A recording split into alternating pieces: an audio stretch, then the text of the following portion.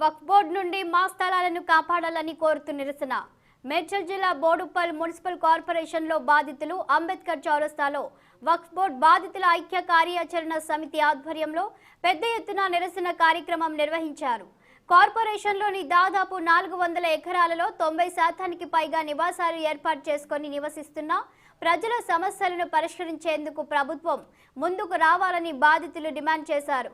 ఈ సర్వే నెంబర్లో గత 4 సంవత్సరాలుగా ఎలాంటి రిజిస్ట్రేషన్లు జరగకుండా ఉండటంతో పేద మధ్యతరగతి ప్రజలు తీవ్ర ఇబ్బందులు పడుతున్నారని వాపోయారు.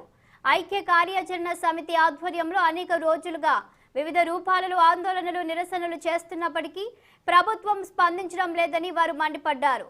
మహిళలు చిన్నారులు సైతం రోడ్లపైకి వచ్చి ఆందోళన చేయాల్సిన దుస్థితి వచ్చిందని వారు వాపోయారు.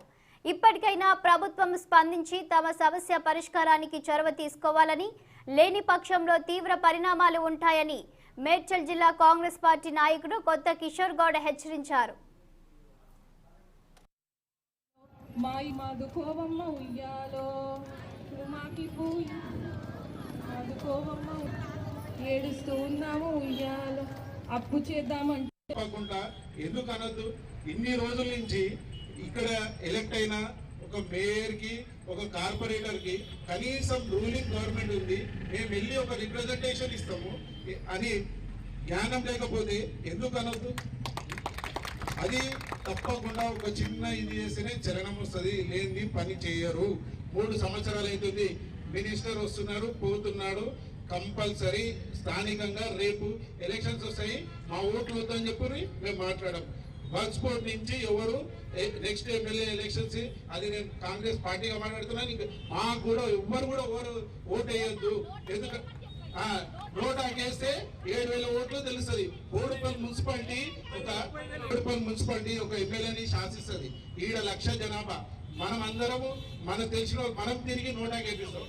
ఏపిస్తే అప్పుడు చలనం వచ్చి ఎమ్మెల్యే ఎలక్షన్ కి నేను ఒక ఎమ్మెల్యే క్యాండిడేట్ తోలుకొస్తా, ఇంకొక నాయకులు ఇంకో ఎమ్మెల్యే క్యాండిడేట్ తోలుకొస్తారు.